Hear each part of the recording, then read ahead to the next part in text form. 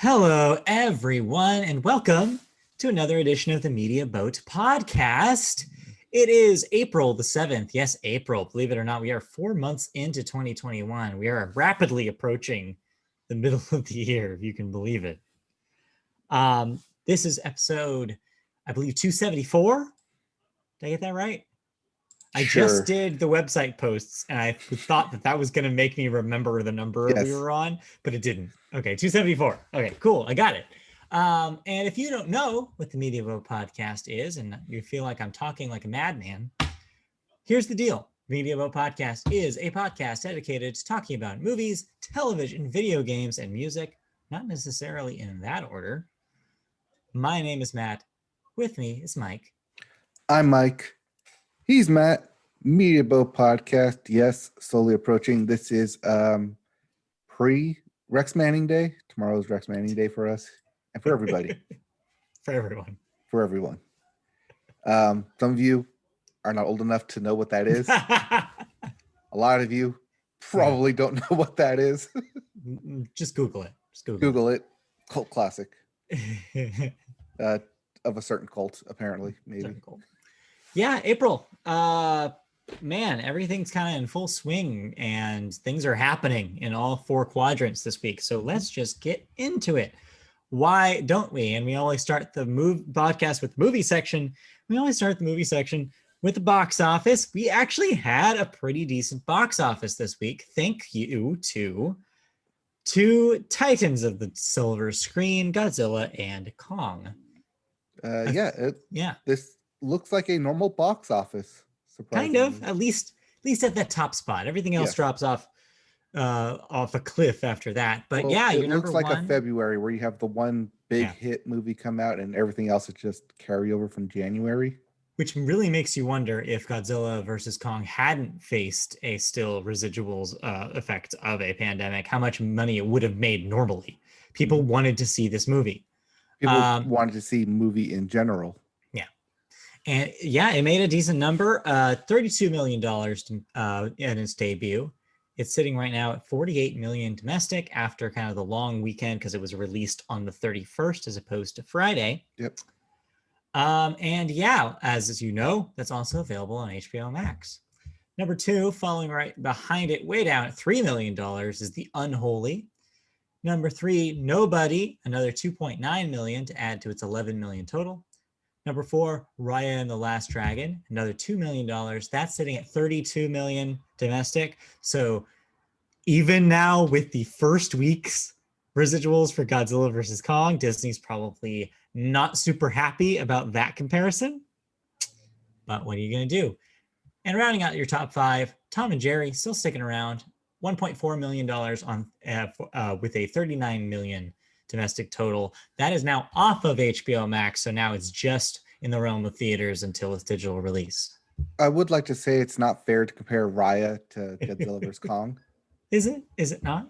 It's definitely not, because Raya and the Last Dragon is a family film movie where you're going to take your whole family out to movies rather than Godzilla vs. Kong, which is I can go see this by myself or with my friend who may be vaccinated as well, instead of my whole family's not vaccinated. I'm not risking it for my kids. I guess so. I'm not saying that's illogical. I'm just saying that Disney probably looks at that number and probably hopes it or wishes it was them to a certain extent. I think the more apt comparison would be to Tom and Jerry, which that in itself is a very poor matchup. 32 million versus 39 million. Yeah.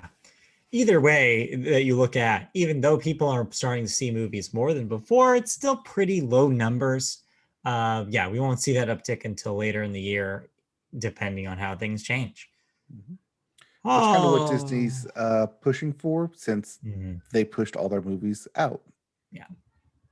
But we talked about that last week. Exactly. So that works out as the year goes on. But anyway, this weekend we have one new release, Voyagers. Do you know what this is? Sci-fi film? Sounds sci-fi, but maybe. I'm just thinking of Star Trek. But the only thing I remember from this is that it's got a very purple hue. Okay. In its posters and TV spots. There's some big names in it. It is getting a wide release, but but question mark, big question mark on this one. Yeah, question marks. What isn't a question mark, though, is the movie that we're going to talk about in our first news story, because it's something that we loved when it came out. How much did we love it? I think we loved it so much that it was one of our favorite movies of the year in that calendar year. And what are we talking about? We're talking about Rian Johnson's Knives Out, which was a big hit a couple years ago. Netflix has agreed to pay $469 to release 2 sequels to Knives Out. What? $469 million. I say $469. Yes. You know what I mean. $469 million for the rights to the sequels to Knives Out. The deal nets director Rian Johnson, producer Ram Bergman, and actor Daniel Craig upwards of $100 million each. Some noteworthy points of the deal: Johnson gets creative control and doesn't have to take notes from Netflix. Craig must star in both sequels, and the budget must be at least that of the first film, which was in the $40 million range. This results in MRC and Lionsgate losing out on a theatrical release of the film, as the sequel was supposed to start production summer 2020 until the pandemic shut everything down. So Netflix took advantage of that little delay, swiped it right from under them. Johnson and Bergman, although being big backers of the theatrical experience, decided to go to the streaming route as questions about the near-term viability of theatrical releases continued to rise. So Rian Johnson playing the long game here, and this is probably a pretty lucrative deal. $469 million is definitely lucrative. If $3 million of that is going to producer, director, and star, yeah, at least $169 million to play around with, roughly. Yeah, roughly. I think that Lionsgate did want this to be a release. They did have a first look, last look compete clause, which means had they stuck around for it, this is basically Netflix putting a premium on top of what they wanted to pay for it. Maybe that's where the $69 million came. It was a nice sum of money. It was nice. Nice. But Netflix is basically stealing this out from Hollywood. We saw in the SAG Awards what they did there with the Trial of Chicago 7 winning Best Ensemble, putting it kind of in a front-running seat for Best Picture. A front-running seat, but we've seen years like this before where when there's so many front-runners, sometimes they cancel each other out. Right. Also, that movie is a big ensemble piece, unlike Minari and unlike Nomadland, which are character pieces. Right, exactly. They're different kinds of movies. So ultimately, I don't know if this is one of those years where we can say it's a direct link. I'm not seeing it, but we'll see. We'll see what happens. We could be but it does also kind of put another jewel in the crown of Netflix's king of stealing away talent, directorial talent. Exactly. But yeah, besides, Hollywood politics, are we excited to see more Knives Out? I sure am. I sure am. What do you think their approach is going to be here? So Daniel Craig will be returning, but outside of that, there's a lot of freedom there to tell different detective stories with that character, right? So do they completely throw out the entire premise of the first one? Do a completely new mystery for a sequel? I say you do a heist mystery next. Ooh, okay. All right. I'd like to see that.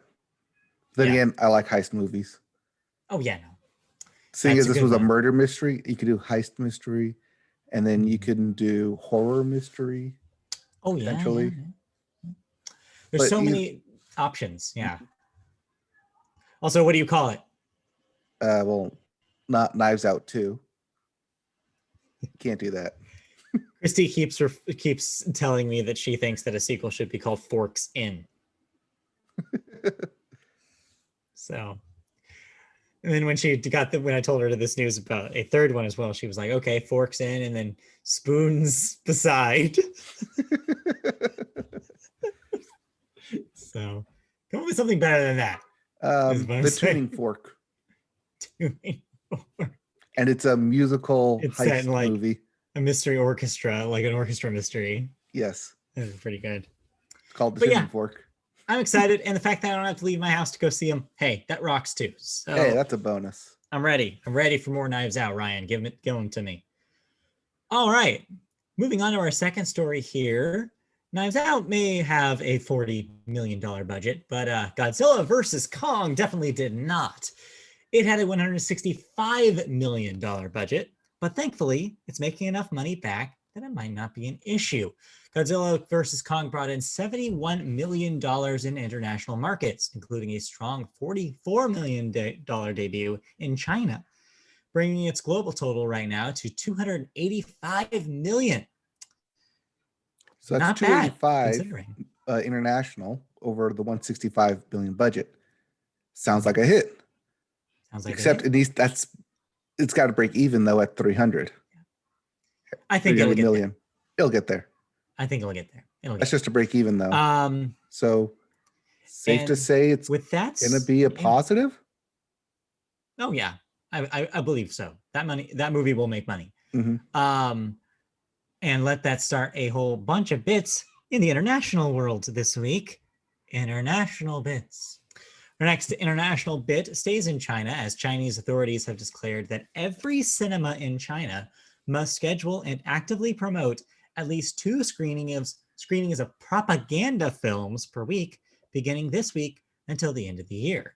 This is in efforts to commemorate the 100th anniversary of the ruling Communist Party's founding on July 1st. So, of course, you're probably thinking at home, aren't most films in China propaganda films? Because don't they just strip out elements that they don't like in everything that they release there? And the answer is yes. Well, yes and no. There is China does allow 10 international films or American films into its theaters, but for the most part, most of their in-house Chinese movies have to be pro-China within it in order to get funding from the government. Yeah. Now, if we were to do this here, it'd just be some type of Michael Bay movie marathon. I was just gonna say it would be all the Marvel movies back to back. Maybe that's too pithy. No, too I'd go with Top Gun, Born on Fourth or Independence Day. Transformers seems very American. Yeah, I mean, he had it with Michael Bay, I guess. Yep.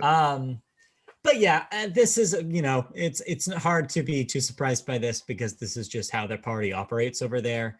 They're going to try to do everything they can to make sure that their audiences get the message that living in China is great and everything's great here. And what could possibly be going wrong? Yes, but also note the language is that it's 2 screenings per week. Yeah. So if you put these 2 screenings on a Sunday at 10 a.m., right when you open, you technically count it for the week. Yeah, you probably could. Most people probably won't even realize this happened. Mm-hmm. Our next bit takes us to Italy, as they have officially abolished film censorship by scrapping legislation that since 1913 has allowed the government to censor scenes and ban movies from theatrical releases. Now, while I was reading this, you gave giant air quotes. What were you putting those around? These giant air quotes are around technically censorship and the government censoring scenes. Because even though this was written in their laws since 1913, hasn't really been practiced since about 1960-ish. Yeah, I imagine it's probably one of those things where it's like over the years, it's probably eroded so much that nobody even realizes it's still the law. And so this was probably the last step of that, which is just like, hey, you know what? Let's actually change this because we haven't been paying attention to it in decades. Right, but it's also kind of like one of those laws where it's still considered censorship in every sense of the word, and government has the law on their side if they want to enforce it. Right. This just completely gets rid of that option for them, which they haven't exercised in years. Yeah. So win-win, I think so. probably about time, and maybe it'll influence other probably stricter countries to maybe consider their laws too. I doubt Italy is the only one with these old things still on the books. Right. Even though they're not practiced, they're still on the books. Yeah. Our next bit takes us over to South Korea with Korean. I'm guessing South Korea. You don't specify here, but I always assume that it's not North. Yes, it's always a South Yes. because nothing ever leaves North Korea. It's true. Korean actress Yoon Yoo-jing, probably. Yoo Jung. I was close. Took home Best Female Actor in a Supporting Role at the SAG Awards for her role in Minari, becoming the first Korean actress to win that category and any individual motion picture category. So congratulations. If you remember last year, Parasite won the ensemble category, but no one won the individual category. Right. Now, of note, what I was going to say was, if you stop interrupting me. Okay, you stopped. Yeah, I did. Okay.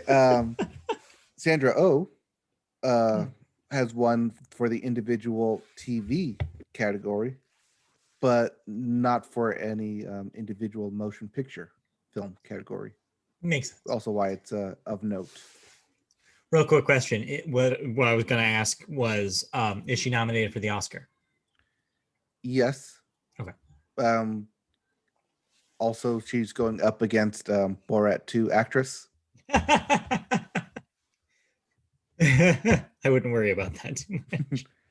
I wouldn't either, but hey, stranger things have happened. And you know how much I don't like Stranger Things. Yeah. Basically what I'm saying is, speaking of which, real quick, I know we're not on TV yet, but did you catch the Stranger Things joke on Kenan 2 weeks ago? Yes, that's why I made the joke. Yeah, that's probably my favorite joke that they've made on that show so far. By the way, that show is still good.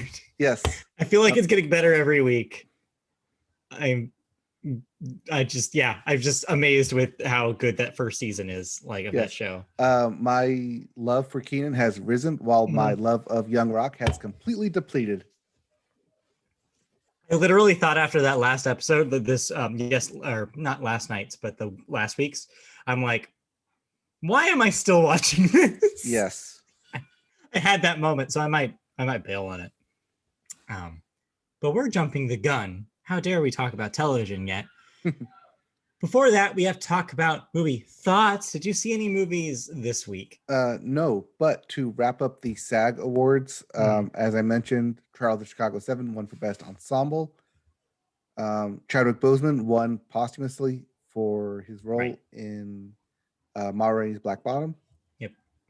I expect him to win the Academy Award for it. This is us basically telling you who are the acting favorites are right now. So take notes for your Oscar pools. I mean, we're gonna go over them when the week of the Oscars as well. Let's see. I think that was it, or those are the big ones. Yeah. Okay. I don't know. I'm gonna look it up. That's okay. We look that up in the background. In the meanwhile, I have some wrap up from last week. I too have now watched Godzilla versus Kong. I keep wanting to call it Kong versus Godzilla. Yes. And now after seeing it, I get why you said that. Right. Okay, real briefly, I can wrap that up right now here. All right. Catherine O'Hara finished The Sweep. That's right, for Schitt's Creek. Yep. Schitt's Creek. Schitt's Creek. Yes. Schitt's Creek also won for Best TV Ensemble, wrapping that up as well. Yep.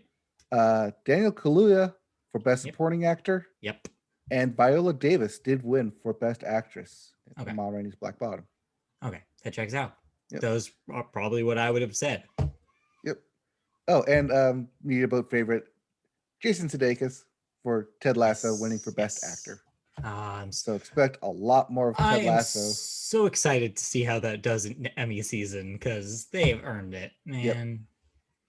And now they don't have a whole lot of comedy to compete against.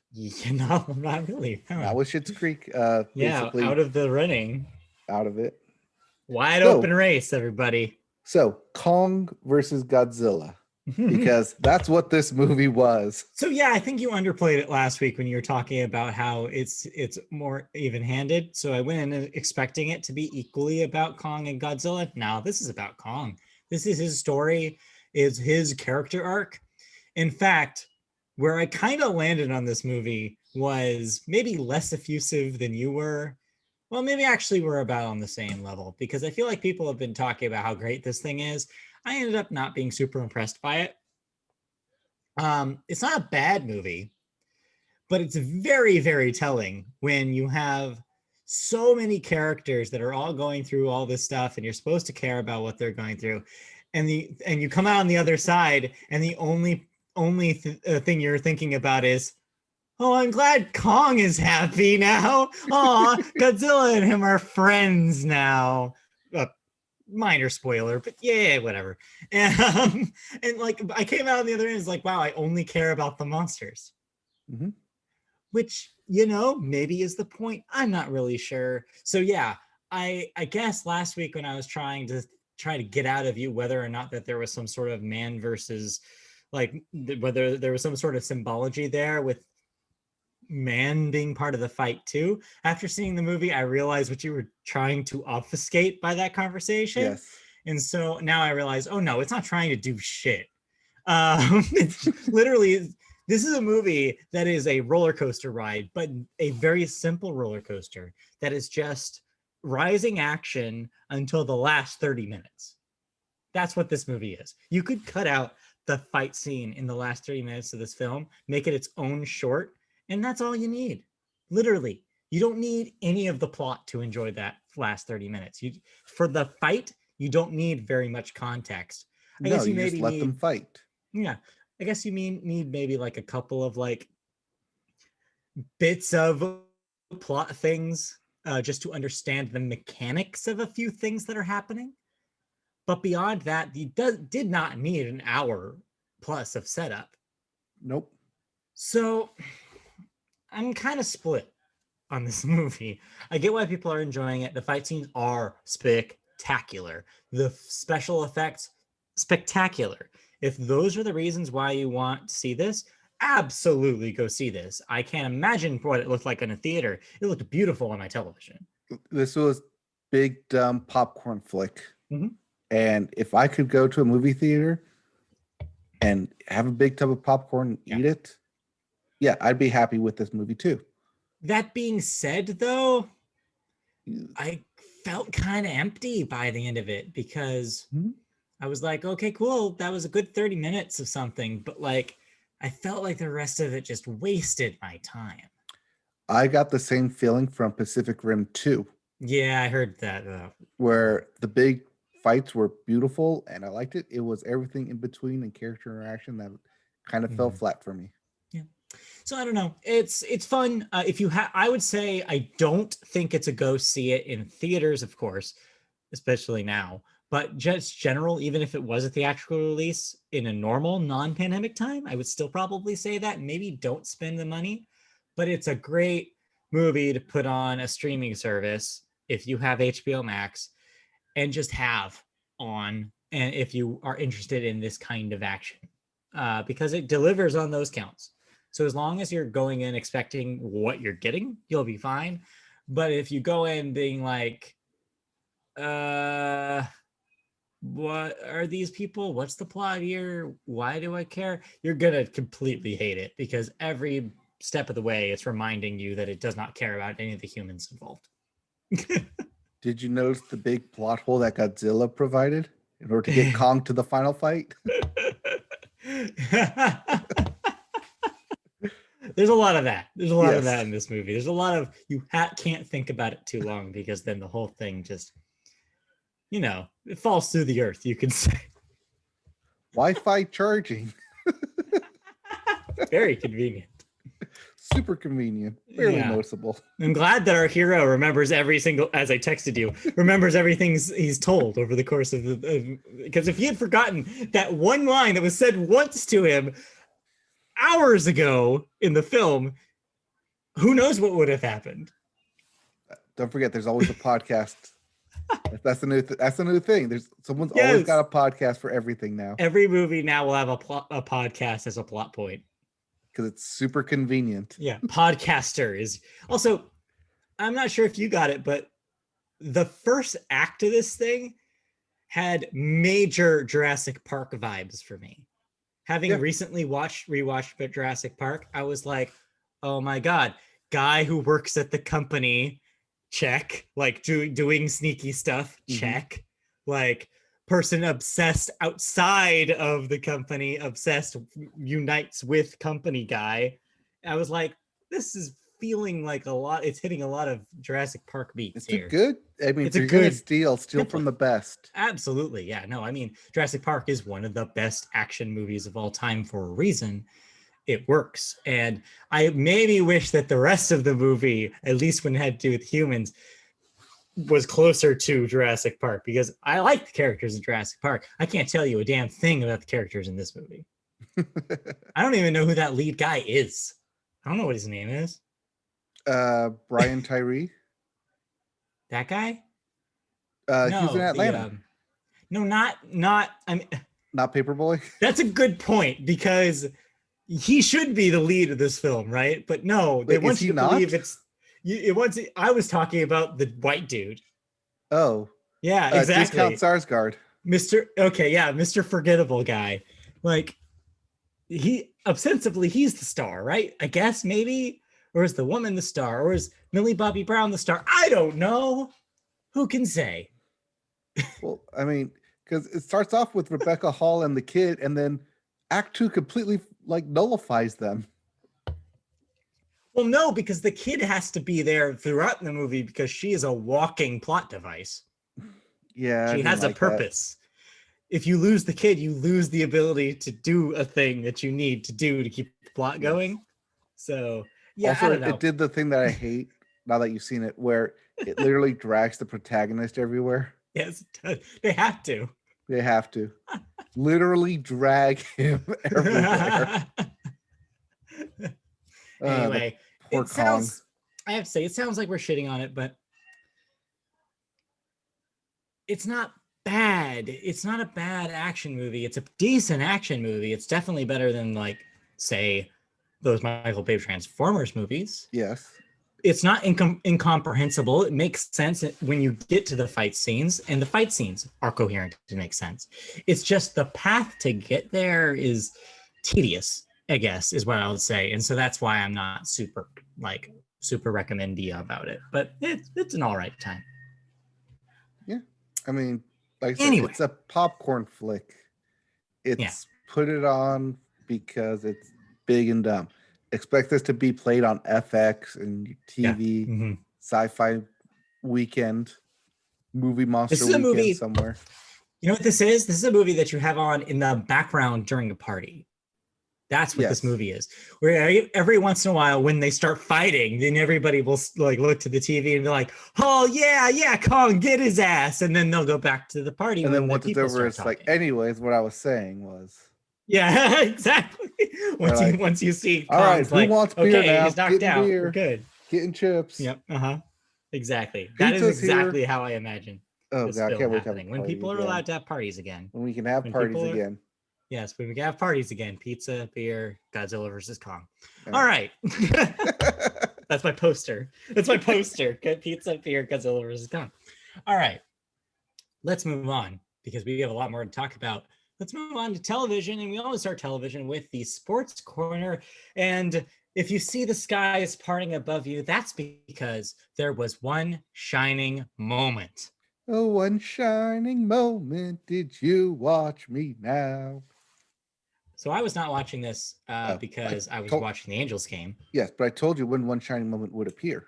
But you did tell me when it happened. And I looked it up right away, and sure enough, number 1 seed Baylor won the NCAA men's championship, and it is their first time winning. So my understanding is that they kicked out Gonzaga to win. Yes. You're really underselling it too, because that game was not the game to watch. No, it was Gonzaga, number 1 Gonzaga versus number 11 UCLA. Right. Yeah, you laugh and snicker, but That game went to overtime. UCLA was about to put it into double overtime until Suggs on Gonzaga hit a half-court shot to win the game. Nice. Unfortunately, they used all their magic there, so they didn't win the championship. Thus, joined the ranks of Tom Brady. Not a number of championships they won, but in only having one loss in a season. That's right, Tom Brady. Rough. Never forget. Rough. So yeah, them. I mean, history was going to be made either way. Either Gonzaga was going to win and reign undefeated for a season, maybe asterisk season because COVID. Yeah. Or Baylor was going to win. It's going to be their first championship. Yeah. So and there then you go. Spoil Gonzaga's victory there. Right. So congratulations, Baylor. Yeah. Congratulations, well Baylor men. Yep. Meanwhile, in the women, number 1 seed Stanford won the NCAA Women's Championship. First since 1992. Yep. Congratulations, Lady Cardinals. That's always been a good program over there. Always top 4. But yeah, I mean, you can be into the Final Four every year for the last 8 years, but if you don't win it, does it really matter? Yeah. So congratulations, well deserved. Congratulations. Meanwhile, in other sports, Major League Baseball made a major move this week in reaction to the the exclusionary, I guess I will say, exclusionary voting laws that were passed in the state of Georgia.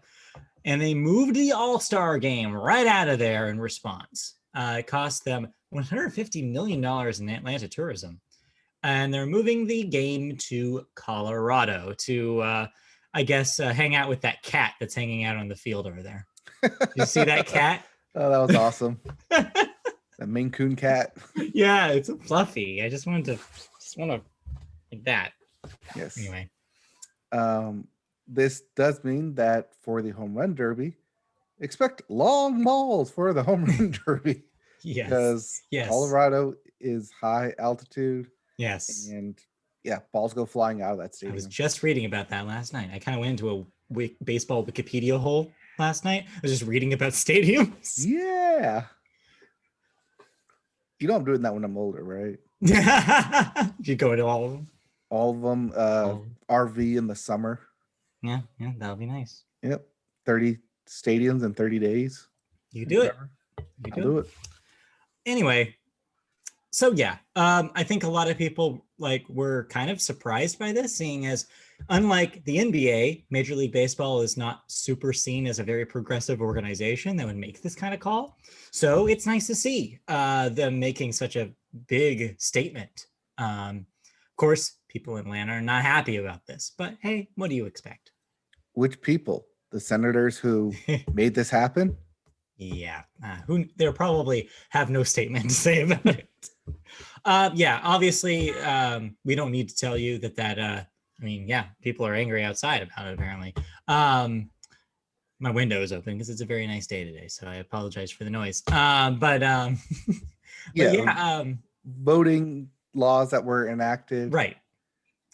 We should say that they suck and it's awful. And one, they suck. Two, it's weird to enact voting laws directly from an election in which if you consider it to be one of the safest elections ever, why are you right now doing this?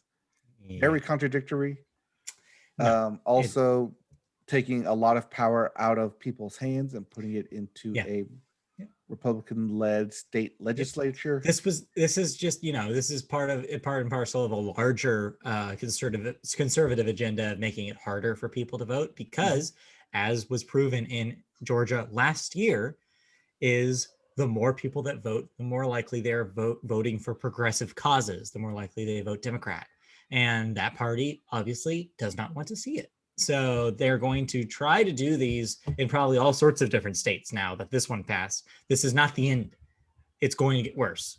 So stay vigilant. If you're in a red state or a red leaning state, keep an eye out on laws like this because they're out there, and there's going to be more. Anyway, But we're not a political podcast. we're not a political podcast. We just dip our toe every once in a while. Yes. But Anyway. yes, this was also part and parcel news because MLB opening day. Yes, since we last spoke, baseball has started in earnest. We'll talk about a little bit more about baseball in a little bit. Yeah, let's just get to that right now. Yeah, I guess we can cover it now. So yeah, one of the big stories in baseball right now is about the Houston Astros, or as like we like to call them, the Asterisks, or as you have here, the Trash-tros. All sort of different creative names. Obviously, this is all because of a couple years ago, the cheating scandal, which we talked about here on the podcast, sign stealing et al.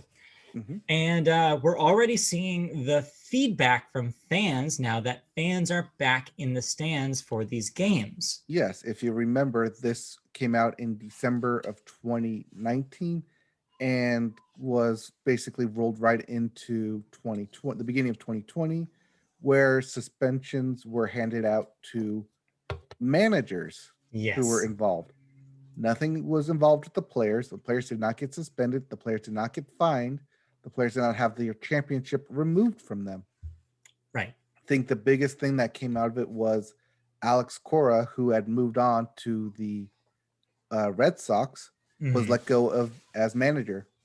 Right. For that season because he was hired on immediately Only after that season ended. Rehired immediately. Yep. Mm-hmm. So, as you might imagine, this has caused a lot of consternation among fans of other teams that feel like they were slighted, most notably the LA Dodgers. Even though they won the World Series, they're still bitter.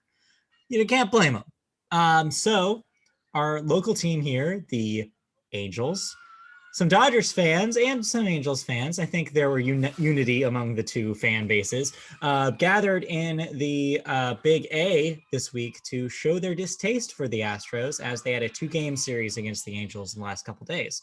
And show their anger they did. There were plenty of very creative signs, but none more creative than somebody throwing an inflatable trash can on the field. Later in the same game, followed by a real trash can thrown on the field. Obviously, they had the usual, person on the speaker say, "Hey, stop doing that," in order to not encourage this to happen more widely. But of course, the trash can being a reference to one of the many tools they use to steal signs in the sign stealing. Yes, the banging of the trash cans, thus the cleverly titled name, Houston Trash-tros. So yeah, not only that, but yeah, you also saw heard constant booing for the big star players on the Astros whenever they came up to bat.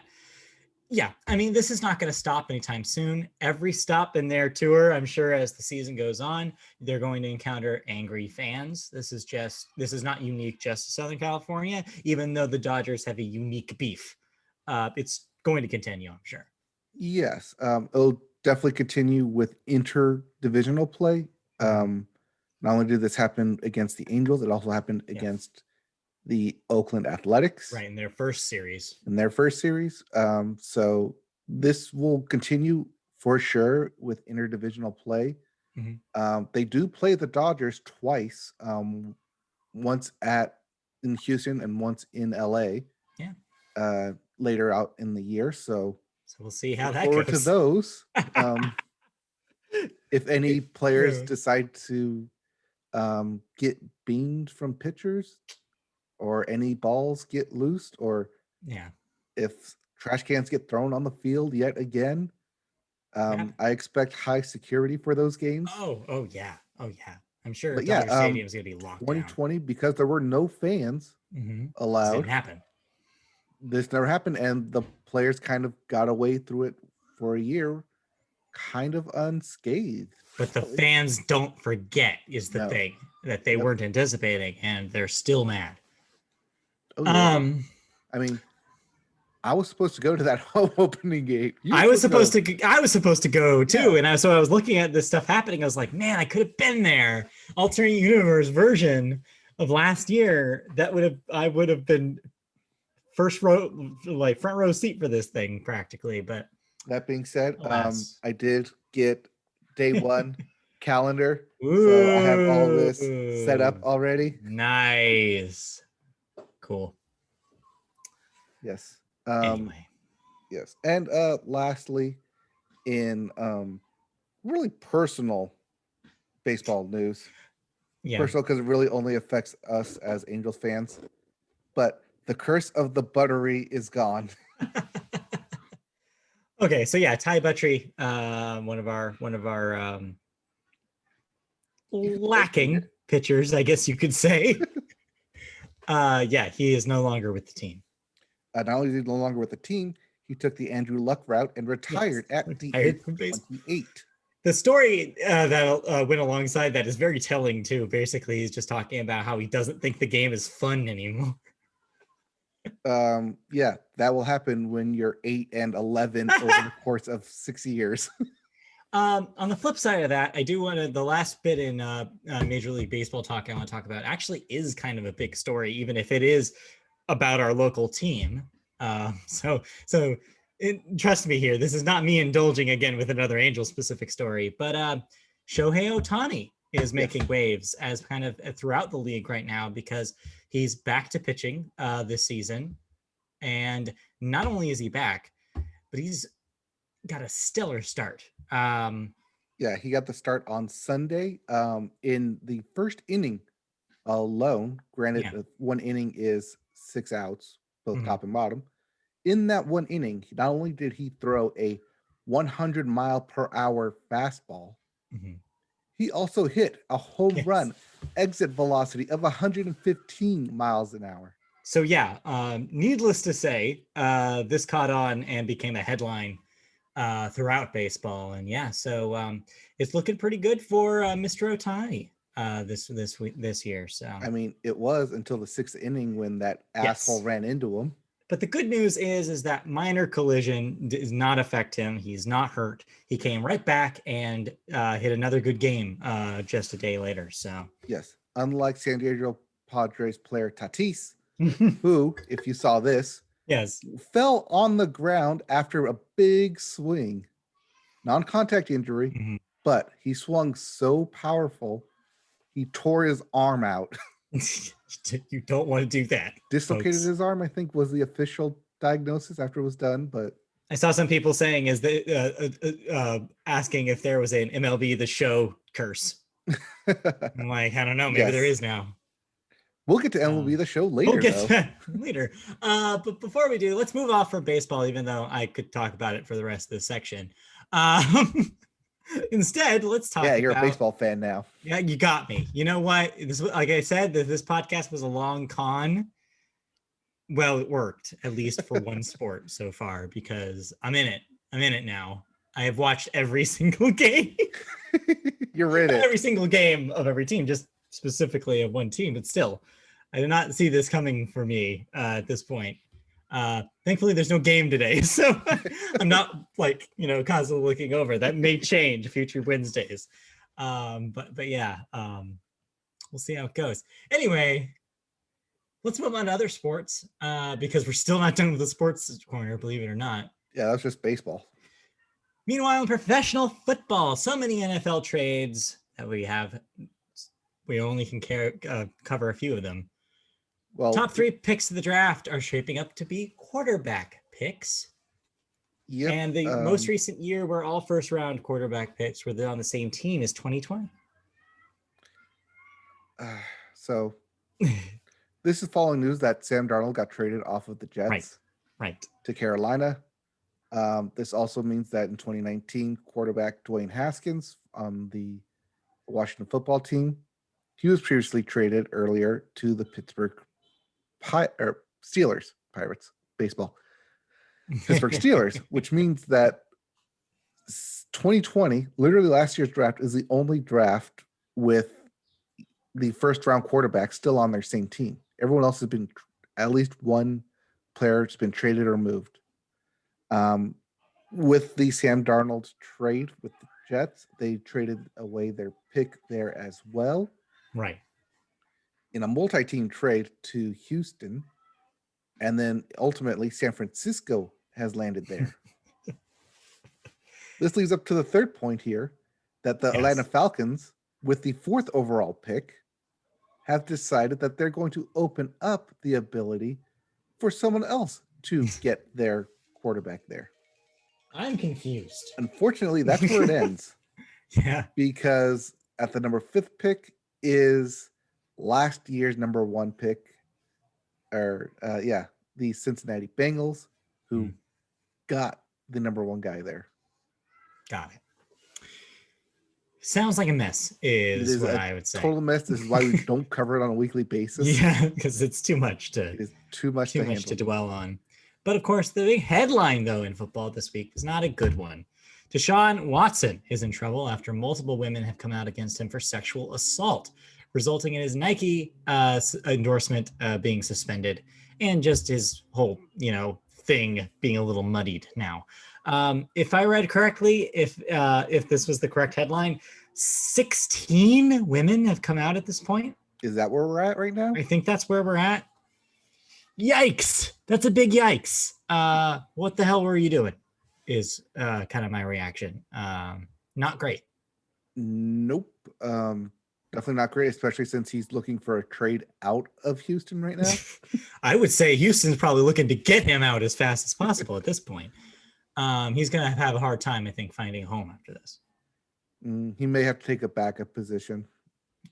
But hopefully he just disappears from all these allegations. That's the ideal scenario, I think, here is I don't know if anybody wants to play with this guy. I sure wouldn't at this point. Right. But then again, Richie Incognito has a job. That's a job? True. That's a good point. I don't know. He was on the Raiders, so. Yeah. And we all wish that he would just become incognito, and he didn't. So, yes. And we'll do it. We'll do for it. The sports corner. Any other sports before wrap up before we move into television news? Yes. ESPN analyst and former NBA player Paul Pierce was fired from ESPN after doing an after doing an Instagram live stream where he had some strippers in the background. Okay. So they fired him the next day. All right. Sure. Okay. Yeah, maybe keep in mind what you do when you're the face of a company like that. Paul Pierce is not the face of the company, but he is a very recognizable star. A face. Yes. But again, he's also retired from the NBA with millions of dollars. Doesn't really need the ESPN gig, but fair. And again, ESPN doesn't obviously need him anymore either. I mean, yeah. Enjoy your strippers, Paul, I guess is what I'll say. Let's move on to television news. And the first story is a bit of a throwback for you. Hey, remember Jon Stewart? You mean the guy who fought for 9/11 first responders? Yeah, in more recent years. Also the face of The Daily Show on Comedy Central for so many years. He hasn't done that since 2016. Yeah, and since 2016, a lot of people have been wondering what's next for him. The answer to that has been, as you said, advocating for first responders. Also, he directed a movie that nobody has watched on HBO Max. I forget what the name of it, but it's about like a political strategist. It's like a rom-com thing. Yes, clearly if you forgot about it, it does not exist. It's real. It's real. Trust me. Anyways, but besides that, there's been rumblings over the years about him making a deal to show back up in some form for a political show in the form of his old show. And finally happened after talks about HBO picking him up or Netflix picking him up. Now he's landed at Apple TV Plus for a television show this fall titled The Problem with Jon Stewart. The specifics are being tightly guarded, but what we do know is the show will see Stewart dive into a new current affair issue per episode. Sounds familiar? Yeah, that sounds a lot like Last Week Tonight now, doesn't it? Yes, which his predecessor? Yeah, successor. His successor of sorts. His at one time second in command, Daily Show correspondent for a little bit there, John Oliver. But unlike Last Week Tonight, the show won't be weekly or nightly or anything like that. Instead, it's going to take the more loosey-goosey Oprah interview approach and premiere new episodes as it sees fit in order to thrust its service into the national dialogue. Each season of The Problem will feature a companion podcast as well. And I think making this a unique format is probably really smart because now I think is a unique time where there are so many shows that are trying to do the Daily Show format that to do just another one of those would get lost in the shuffle, even with the strength of Jon Stewart's name. I don't think he wants to work on Also that. a daily show. Weekly show, yeah, maybe, but maybe not even that. Maybe not even that anymore. But yeah, I think because Jon Stewart was such a advocate for the 9/11 first responders in his years following the Daily Show, that surely there's other more pressing needs similar to that he can use his power to voice and get the word out for it. Yeah. I'm of two minds about this. I enjoyed his run on the Daily Show back in the day. I feel like as time has gone on, his approach maybe doesn't work in the world of politics as well as it did back then. And I feel like a show like Last Week Tonight is probably a better example of what you should be doing with that kind of show. But hey, who knows what he has planned here? He's generally a guy with some good ideas. Maybe some of them haven't aged super well, but some of them have. And so it would be really interesting to see how he, in his unique style, would tackle some of this. So yeah, I mean, I'll check it out. I'll give it a shot. I'm just hoping that he's taken notes with the ways that his predecessor or his, like the shows that have come after him have tackled it in a new way. Your Seth Meyers, your Samantha Bees, your John Olivers. I want to see him be like, okay, what can I do to add to this instead of just doing the same thing? So it'll be interesting to see. Mm-hmm. Yeah, might be good to see Jon Stewart back on a TV. Yeah. I think a lot of people will be excited to see him back, regardless. Moving on, we have a little bit of cartoon bits for you, some animated bits. Yeah. First up, cartoons. Yes, cartoons. The home of the Cartoon Network, specifically Cartoon Network Studios Europe, is getting renamed to Hanna-Barbera Studios Europe. But don't worry, nothing else of matter will change. The unit will be led by Sam Register. If that name sounds familiar, it sure does to me. He is the president of WB Animation and Cartoon Network Studios. His name is literally all over everything they do now. I saw it pop up when I was watching that Harley Quinn show. I saw it pop up recently when I was watching Close Enough. He's everywhere. Anything that Warner touches animation-wise, he's involved. Yeah, not sure why they changed it to Hanna-Barbera Studios. There was nothing mention of it, but I think it might be a legacy thing. Yeah, it might be a legacy thing. Just maybe that name has more cachet in Europe than it does here. Maybe, because possibly. Speaking of legacy, we didn't mention movies, but Space Jam: A New Legacy trailer came out. I feel like we don't need to talk about it pre-release, and then when it does come out, that's when we'll talk about it. Oh yeah, that's what we'll talk about it. But the Hanna-Barbera references in that trailer they're gonna have is what reminded me that trailer exists now. It's out there if you want to see it. Oh boy. I guess while we're at it, there was also another new trailer for the new Ghostbusters. Was the subtitle Afterlife? Yeah, is that what it is? Ghostbusters: Afterlife. Also came out today, and I feel about the same about both of those movies, as I guess what it'll say. Yeah, also, Paul Rudd's 52. Paul Rudd's 52, believe it or not. But moving on, and other animation bits for you. On the flip side, Disney is launching 20th Century Animation, which of course makes sense. 20th television animation. Sorry, yes, 20th television animation, which does what it says on the tin. No surprise there. Focuses exclusively on adult animation with oversight on current series The Simpsons, Family Guy, Bob's Burgers, and American Dad, in addition to upcoming new series. It will be headed up by Marcy Proieto, who is a 29-year Fox veteran. It's a long time. And worked on 2,440 episodes across 22 different series. Long tenured pro, which is a good pick. Yep, was hired as a production assistant right out of college, and she never left. Yeah, one of those success stories you don't see a whole lot of. Yep. But yeah, this is not surprising that Disney would want to have a team solely designed to focus on those shows, as they are very successful, have a big legacy, and will never end, all of them. So makes sense. Yep. Might be interested to see what kind of new series Yeah, Disney wants to throw out there. we'll see what they do.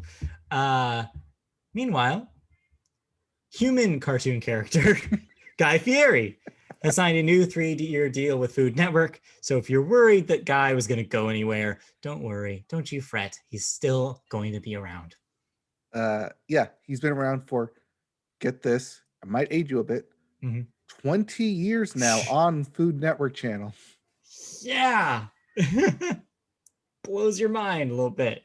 Yeah, he first premiered as part of their show, The next Food Network right? Star. Yeah. For their second season. Won it, obviously, and has yet to leave. So once again, another long tenured employee. Yeah. Goes to show you, we only need 9 more years to get that equal title. So yeah, congratulations to Guy. I hope he got a little bit of a bonus there, and look forward to seeing more Guy. Yes, I think it said he'll be developing a new series exclusively for Discovery Plus. Yeah. But for the most part, I mean, Food Network kind of runs on reruns for Guy Fieri. More content for Discovery Plus, right? Yes. All right. Let's move out of those bits and talk about some thoughts. You watched something on the old HBO. Something concluded on the old HBO. Yes. Q, Into the Storm. Uh-oh. They got you. They got Q. Oh. So Q didn't get you, though. Yes. Importantly. Not quite. No. But no, you learned a lot about Q, because that's what this is, right? It's a documentary about this whole QAnon conspiracy that some people have fallen deep into. Yes, it's a documentary filmmaker who directed, written, starred, produced. Started in 2017 in his quest to discover who Q is. Who is Q? Who is Q? Kind of anonymous. Anonymous. No, it's not anonymous because anonymity as well. An enemy, got it. And he's also an enemy too. So anonymity is the manatees. Yeah. Whoa. Was a tag. Earned it. Yeah. So yeah, this whole kind of like QAnon conspiracy theory that kind of took over the geopolitical climate of this past election and kind of infiltrated the Republican Party in the US, and kind of what is it, who is it, and why is this here kind of thing.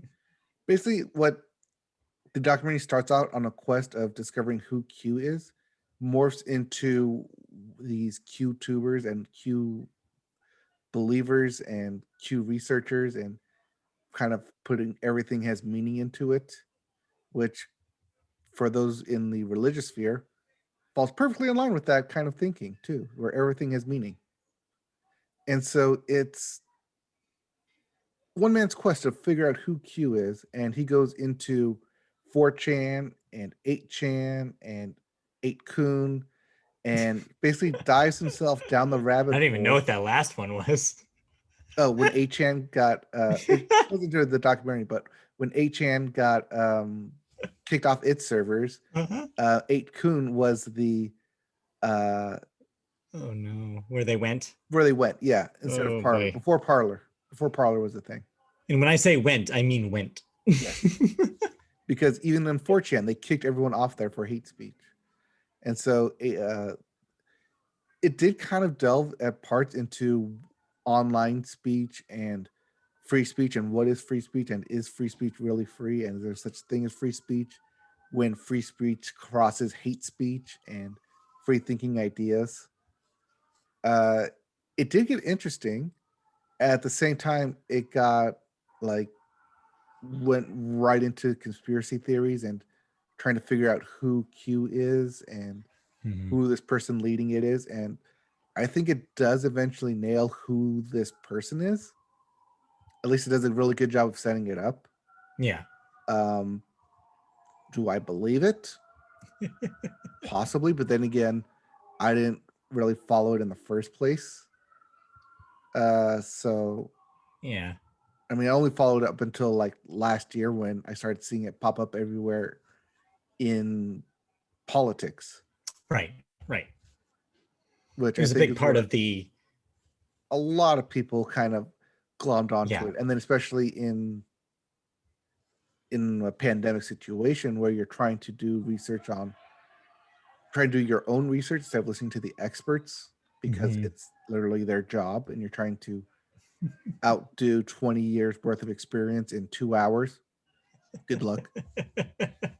You're gonna try and find ideas that line up with your own ideas of what you think might happen. And that's how a lot of this gets, as they say, red pilled, and you fall down this rabbit hole and kind of consumes you. And I think in watching this series, the one thing I can take out of it is that people really want to believe in things, even if they're wrong.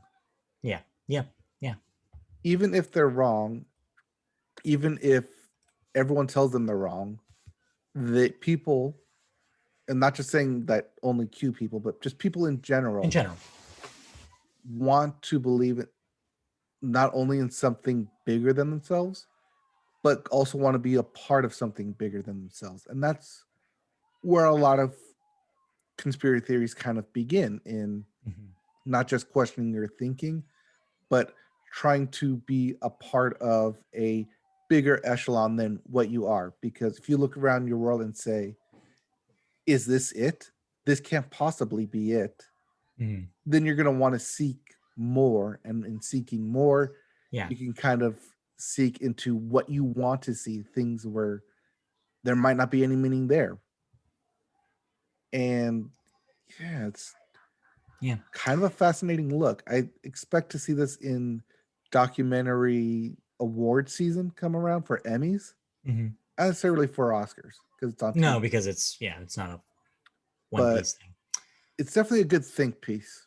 Yeah. Yeah, no, that so would you recommend this for anybody who's like had maybe seen the term Q or QAnon and then probably and wants to know what more about it? Is this good like educational tool? Now that it's complete, yes. Yeah. Had I talked about this in the first two when they only premiered the first 2 episodes? No. Probably not, because then you'd want to go and do your own research and maybe Right. you'd get sucked down that rabbit hole as well. Yeah. But So now that yeah. it's complete, they think it's 6 episodes, each an hour long. So 6 hours of your time, you can break it up however you want, Mhm. but it's complete. I think it does a good job of determining who Q is and of how it kind of got infiltrated into the Republican Party Mhm. for this past election in politics.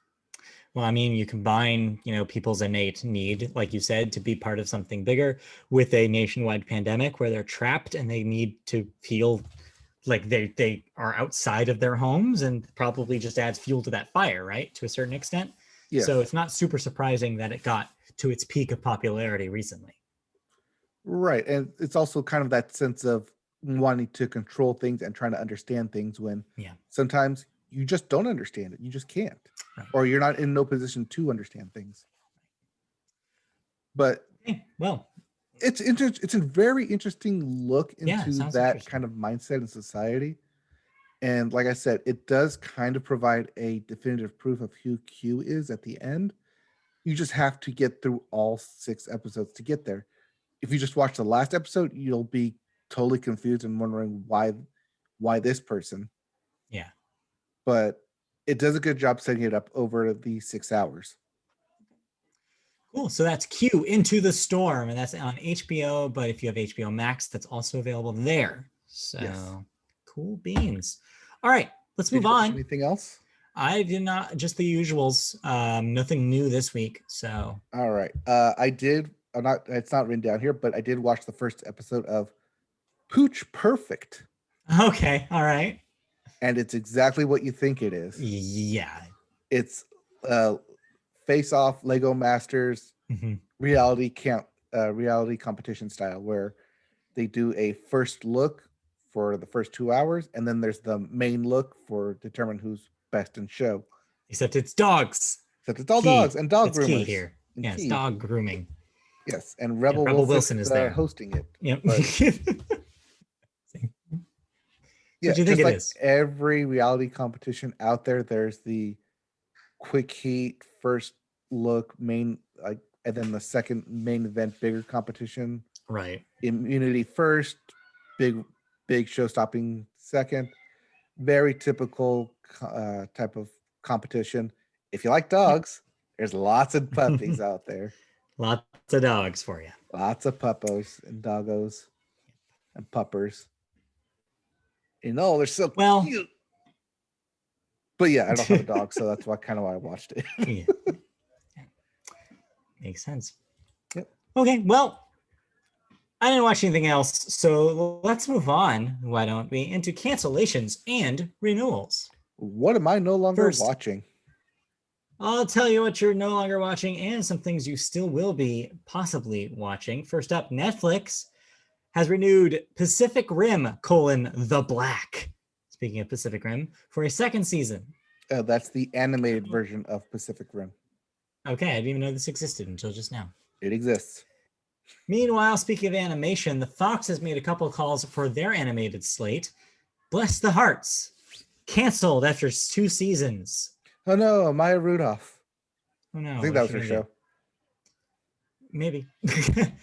Then on the flip side of that, Duncanville gets the green light for a 3rd season. So it looks like they've said no to Bless the Hearts, but yes to Duncanville. So who could say?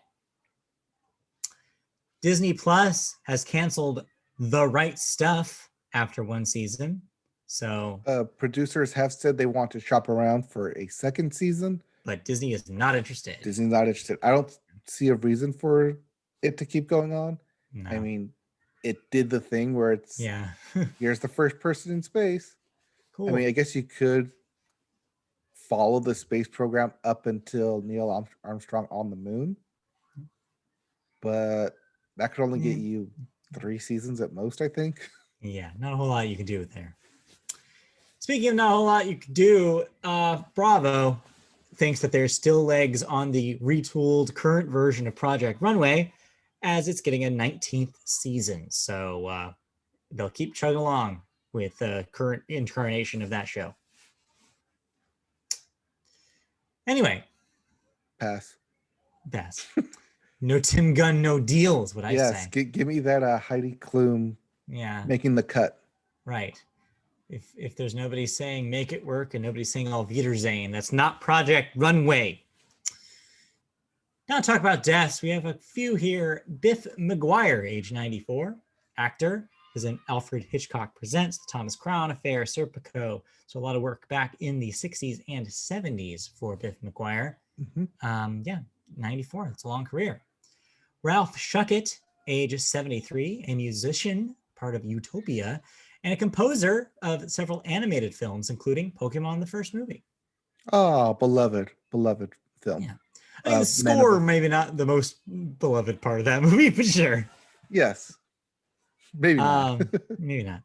Next up, Paul Ritter, age 54. Dang, that's young. Actor, Friday Night Dinner, Chernobyl, No Offense. It's young. It's real rough. And Mark Elliott, age 81, voice of many Disney movie trailers. Now, I have a question for you. Is this the guy who did the coming soon to own on Disney VHS and some DVD? Yes, it is. That guy? He is that guy. Man, I like that guy. Yes. He was in several documentaries. I think it was You Know That Voice, or the movie trailer voice. In a World, I think it was in that movie as well. Yeah. But yeah. Legend. You know the voice. Yeah. Just the way that he says coming soon is just it in my brain forever. Watching all those tapes growing up, those Disney tapes. He'll be remembered. Live fondly with my childhood. Yes, for sure. And many childhoods for that matter. Speaking of living fondly, let's living fondly on the other side of this podcast in the music section as I toss this over to you. Yes, and we'll start music with the Billboard, and we start the Billboard with the Hot 100. And oh boy, is it hot in here? Like Satan level hot? Yeah, is it like hell or something? Because number one, your hottest single in the land is Montero, Call Me By Your Name, by Lil Nas X. Yes. This means Lil Nas X is no longer a one-hit wonder. No, he's a multiple hit wonder at this point. He's probably not done. Probably not. At number two, Peaches by Justin Bieber, featuring Daniel Caesar and Giveon. At three, Leave the Door Open by Silk Sonic. At four, Up, Up, Up by Cardi B. And rounding out your top five, and I mean rounding it out by turning the corner, Driver's License by Olivia Rodrigo. That being said, keep in mind, though, Olivia Rodrigo released a follow-up single this week called Deja Vu that I will not be shocked lands somewhere in the top five next week. Yes, I will not be shocked either. But then again, another song might be up there as well. Yeah, we'll get there. As for your albums chart, your Billboard 200, your number one album, don't know who this is. Literally first time reading this thing. Soulfly by Rod Wave. Who is Rod Wave? I believe Rod Wave had a hit last year as well. I do remember reading his name a few times. He's been around. Well, he knocks off Justin Bieber, who falls to number two with Justice. At three, Clouds, the mixtape by NF. A lot of parentheses this week. Yes. At four, I was actually going to listen to this album, and then I realized what it was. My Savior by Carrie Underwood. Now, I wonder by the name My Savior what this possibly could be. Makes you think, doesn't it? Like, I have no idea. That name does not elicit any sort of response. If that name, I mean, one, it was Easter this past weekend. Yeah. Two, it had Carrie Underwood with a huge cross on cross necklace on the front cover of it. And three, yes, there were a lot of religious songs on this album just by looking at the list. So you're telling me that fitness is not Carrie Underwood's only religion? No, it is not. Okay. Got it. But yes, My Savior by Carrie Underwood. I guess only reaching number four over the Easter weekend. Hey, you know what? That country audience will get you a lot of sway these days, as our number five will tell you. Yes, as number five is Dangerous: the double album by Morgan Wallen. But I guess I wanted to listen to Carrie Underwood more. Yeah, slightly more. Just slightly. Just slightly more. If you didn't like any of those albums, or you'd like to listen to something new, we have new releases. All right. What am I listening to? Well, I know what you're listening to, but here are the new releases. It's one of them, that's for sure. First up, we have Roadrunner: New Light, New Machine by Brockhampton. Yeah, remember Brockhampton? They're back. Hey, all 15 of them. We also have In Another World by Cheap Trick. Yes, that Cheap Trick. Still making albums. But the album that's going to be topping billboards and topping the Hot 100 is Fearless. Yeah. Parentheses, Taylor's version. Yes. By Taylor Swift. Yes. Yeah. That Taylor Swift. Yes. That Fearless album. Yeah. And yes, these are the re-recorded masters that Taylor owns. So if you've been living, you may have been living under a rock for the last few months. If you have, yes. So this is basically Fearless again, re-recorded, but then the real key here are the unreleased from the vault tracks. So since the news came out about this, Taylor has released two of those ahead of time. One, the first one was a couple weeks ago at this point, and was a duet of Duet. sorts. And this one features. Is this the one that features Keith Urban, or I is that think another? so. The Man in the Suit one. Not singing, but doing some guitar. Yes. So yeah, it looks like. So I have not listened to the second one yet. I listened to the first one. Honestly, I'm not gonna blow you away if I tell you that it sounds like something that would have been a bonus track on Fearless, because that's what these were.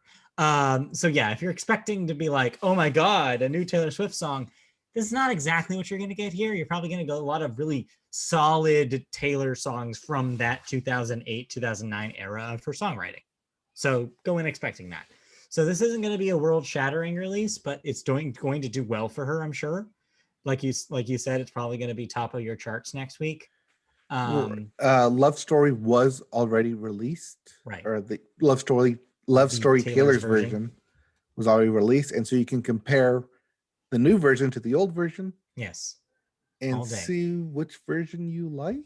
So yeah, we'll talk about rather that. Just support Taylor's version and don't support Scooter Braun. Right. That's what I intend on doing. I intend to replacing this album in my iTunes library with just this new one completely. But it'll be interesting because I've listened to the original Fearless recently enough to be able to make that comparison. So it'll be interesting to talk about this next week to see what the highlights are. I keep telling you that I'm really interested in hearing You Belong With Me, Taylor's version, to see where she hides those breaths, because the breaths that she takes in the original one are very distracting and always have been. Just this giant in the middle of the chorus that is just, or the bridge, I think, that's just awful. Don't do that to your voice, Taylor. What are you doing? Well, she has some years on her now that. Yes, she's a better singer. She has now. some experience. She's a way better singer now. She probably has better control over her breath and tone. So yeah, it'll be fascinating to hear all this next week, tomorrow, or actually 2 days, and we'll talk about it next week. So yep, we will definitely be talking about this next week. But keeping on the Scooter Braun hate train, bum. Yes, he's our first story. Unfortunately, Hybe, HYBE, the company formerly known as Big Hit Entertainment, which is home to BTS, that South Korean pop group that has recently invaded our ears. Yeah, those guys. Well, Big Hit Entertainment has merged with Ithaca Holdings. If that sounds familiar, it's the company led by Scooter Braun Projects and Scooter Braun himself. Scooter Braun, the person. Is he a person or is he like a demon at this point? He might be more corporate than man at this point. You're right. In the deal, Hybe will acquire, through Hybe America, its wholly owned subsidiary, a 100% stake in Ithaca Holdings and its properties, which includes Scooter Braun Projects and management clients Justin Bieber, Ariana Grande, and who we're going to be talking about in a very hot second here, Demi Lovato. Among others. Yeah, among others. Oh, yeah. Also, the Big Machine label group, which he purchased last year. Which still includes bands like Little Big Town and Florida Georgia Line, and just you name it. Yep. If you name a big country artist, 9 out of 10 times it's going to be part of that Big Machine label. That old Big Machine that Casey Musgrave sung about in that song. Yep. The deal, if we're talking numbers here, is said to be valued at more than $1 billion. Yeah. Scooter Braun will join the board of Hybe, and Scott Borchetta will remain CEO of Big Machine Label Group. Artists of both companies will participate in the capital increase of Hybe to further strengthen the ties between the two companies, according to a release announcing the deal. Outside of that $1 billion deal, financial terms were not officially disclosed. So really the news here is that Scooter Braun sold is essentially what you need to, what basically the takeaway here is. And so he got a big payday. So he's going to be involved in day-to-day operations, but this also means that largely he could probably retire anytime he wants because he just made a lot of money. I mean, considering he bought Big Machine Label for $400 million, something like that, and then is immediately selling to his Ithaca Holdings to Hybe, for roughly $1 billion. He made money. He made a lot of money. Yeah. So this does mean that Hybe will become the full company, taking over Ithaca Holdings, taking over Big Machine Labels, taking over Scooter Braun projects and managements. I imagine Big Machine stays as a label name at least. They'll have that as an imprint though, because it's got too much cachet to not.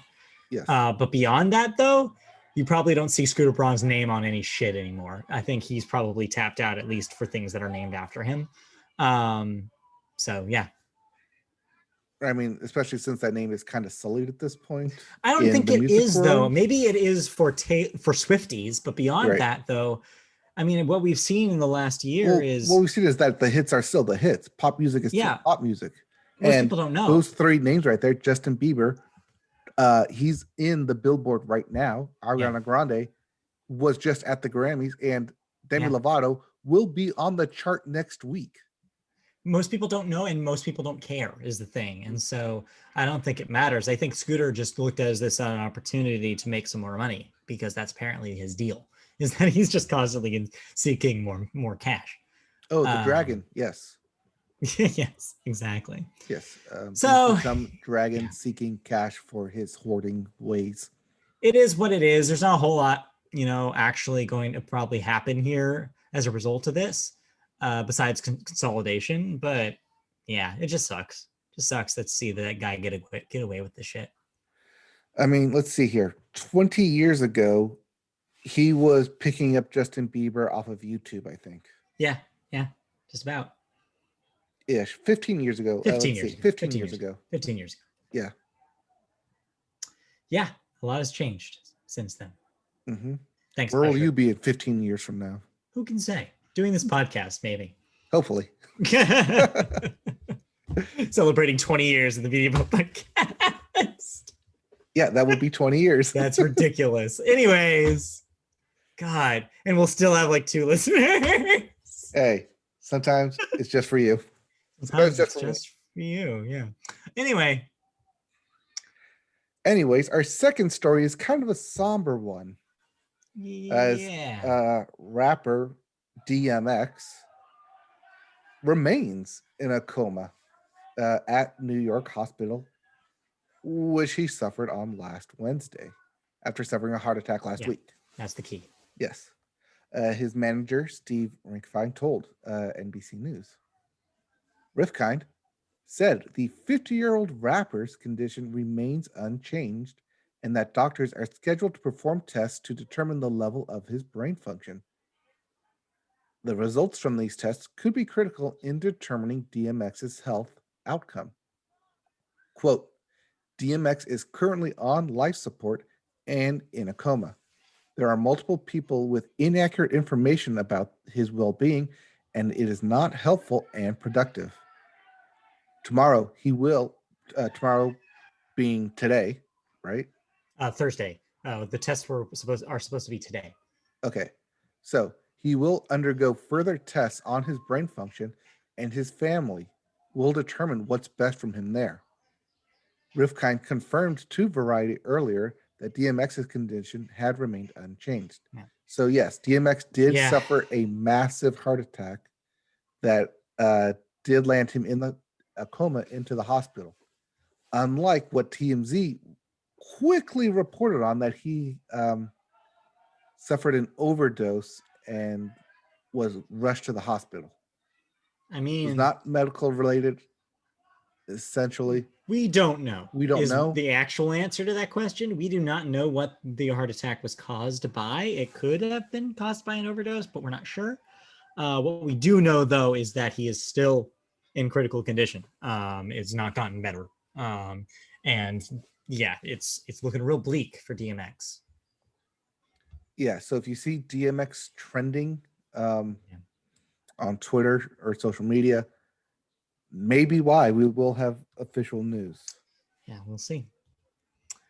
But yeah, heart goes out, of course, to DMX and his family. Of course, that'd be a tough loss for one of rap's longest tenured names. Yeah, I'm trying to see if there's any breaking news, and I don't see anything quite yet. Yeah, no, probably not much coming out of that, but we'll see. Nope, waiting on next steps as manager as of 2 hours ago. Okay, we'll see. So we will see. But in the meantime, speaking of dealing with narcotics, Yeah, I would say in lighter news, but it's not really. No, it's not. Demi Lovato, who, as we mentioned, belongs to that Scooter Braun projects list of clients that he manages, Yes. released an album. Yeah. And a documentary with Yes. that album. You've been talking about the documentary kind of over the last couple of weeks. It's now ended to coincide with this this album release. So you have been watching that whole thing. Where do you end up landing on it? What's your update to kind of use that as a good segue into the record?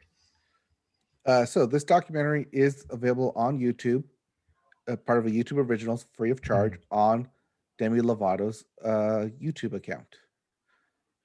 It's 4 episodes long. Each episode is about 20 minutes, so it's really hour 20, maybe. Yeah. Tops.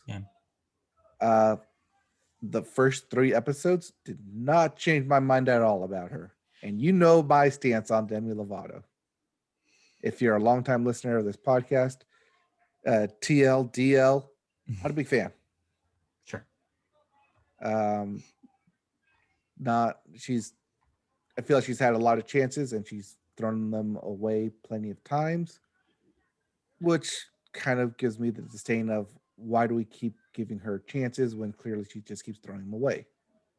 That being said, this documentary went through that 6-year phase of her being sober, leading up to what was supposed to be the release of a different album, until she suffered an overdose in 2018, which put all of that on halt and immediately stopped that documentary. And then pandemic, it kind of went and followed her recovery with her and her friends and rehab. And then pandemic hit and kind of went through that whole issue as well, leading up to this release of Dancing with the Devil, The Art of Starting Over. And both this album and definitely episode 4 of the documentary serve as an apology. Apology to herself, apology to her fans, and kind of not a strife, but a new starting point in Demi Lovato's life and career. It feels like she's definitely learned her lesson, and I know how condescending that can sound. But she's definitely, throughout this album, at multiple points out to her own suffering and says that she knows that she's suffering. She understands it better, and she knows that there is no easy road for her suffering, and wants to do better. Okay. Real quick. Yeah. I mean, you kind of talked about this last week. I'm not sure how much I should go into it because you can watch the documentary to get an idea of what she's been through. But what I will say about it, just real quick, to kind of follow up what you were talking about, and like I said, I talked about a little bit about this last week. I don't necessarily think it's super fair to say that that she's had a lot of chances, because the mechanics of addiction are very hard to navigate. And it's not just addiction. It's not just the drug use that has actually caused so many issues in her life. I mean, there's also repeated sexual assault that happens a couple of times over the course of her life. Yeah, that's also a factor here. Unabashed and goes into it. Well, it doesn't name names, although it probably could. So I guess what I want to say real quick before we talk about the record is that I hesitate to paint it as a black and white, like you either deal with this the right way or you deal with this the wrong way, because it's a lot of shit. And it's complicated shit. So I don't necessarily want to go into this being like she was given a chances and she failed to meet them. And because it's not, I don't see this arc of her life as a redemption arc, because I don't know if it's fair to say that there was ever that these things were choices that she was always making cognizantly, right? At least that's how I read the situation. Yes, but it's to always... a certain extent, yes, but there's also just the concept of addiction and how it affects your brain, like chemically. It's not always something that's an easy yes or no when you're trying to recover. Yes, right? And so this documentary does go into it. In that 4th episode, Elton John comes, I'll spoil a little bit. Elton John comes onto it and talks about his struggles with addiction. Yeah. How beloved Elton John is. Yeah, well documented at this point. Yes. So he comes on and says his piece about his struggles with addiction, how Demi Lovato should go about it, and how he's reached out to her and she's reached out to him. And it does add some credence to have a big name like that and to have something that, or have someone that well known who has suffered through addiction on this documentary. Yeah. So yeah, I just wanted to make sure that was said before we kind of use a lot of language about like, we've given her chances or something like that, or that she's earned it or something like that, because it's a complicated thing. And obviously we're not doctors. We're not the kind of people that are experts on addiction and recovery. Nor do we claim to be. And so I just want to make clear that I feel like I cannot judge, I guess is the way I'll say it, because of how unique this kind of experience is to the people who've gone through it. But what we can judge is the record. So let's talk about that. Well, like I said, the record kind of goes hand in hand with the documentary, where if you don't watch the documentary, or if you don't really know much about Demi Lovato's life, a lot of the stuff she talks about may just go over your head. You may not even make any dots or connections to it. Or it might surprise you in the occasional moments where it does stand out. She does actually get very descriptive in a few of these songs. But I think I want to go to the point that you actually brought up about the documentary, where it feels like this idea of pivoting in her life, this idea of being like, well, this is how things were. This is like the State of the Union, and this is now my new lease on life. And the record is a physical manifestation of that, because beyond the first 3 tracks, which are used kind of as like a framing device, it then turns into a very different toned record, where she even tells you straight up in a little monologue that this is sonically her new approach to life. And this is also this is where she's going. And these are songs about this new version of herself. And so, yeah, it's actually a perfect audio interpretation of what exactly you were saying that she's trying to get across in the documentary by the end. Yes, until you get to her rendition of Mad World. We're gonna get ourselves here, but yes, there's a cover of Mad World on this thing. Generally speaking, I was pretty positive about this thing. I liked a lot of it. I think a lot of it does have the same issue that I had with the most recent Ariana Grande record, which is that there's a lot slowing down the pace of this record. There's a lot of maybe a handful too many ballads on this thing. That being said, I came out of it more positive than the Ariana record, at least personally. I thought there's a lot of really interesting stories that she's telling here. There's a lot of very interesting, evocative imagery that she's using here. I think musically, there's some interesting things she's experimenting with. She's definitely taking notes from Ariana. That's very clear. Ariana shows up on a song on this record, which is very telling. they both have that in common, that they've both been through some trauma. And so it's a good union to have. Also, it doesn't hurt that they're on the same management. But anyways, but yeah, I generally liked this. Am I going to go back to it? Maybe not. But I thought it was good for what it was trying to do, and is a promising start to kind of a second half of the Ariana story. Or not Ariana. See, that's the problem, is that they're close now. The Demi Lovato story. Yes, there are several times on this record where I thought, wait, this sounds like Ariana Grande. And that one of them, I was right. It was Ariana Grande. That's why. But on another one, it wasn't. Yeah. Where'd you kind of land? I landed on surprisingly listened to this album twice. Okay.